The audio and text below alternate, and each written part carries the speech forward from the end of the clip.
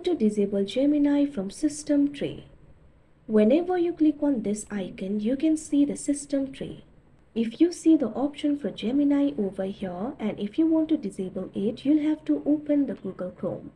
Click on the three dots that you can see at the top right corner of your screen. Click on the option settings that you can see on the screen. Now at left, you can see various settings options. Right now, AI innovations option is not available for me.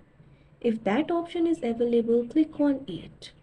Now you'll be able to find the section for preferences within the AI innovations. Find the option for Show Gemini in System Tray and turn on Keyboard Shortcut. That option will be toggled on for you. Click on it in order to toggle it off.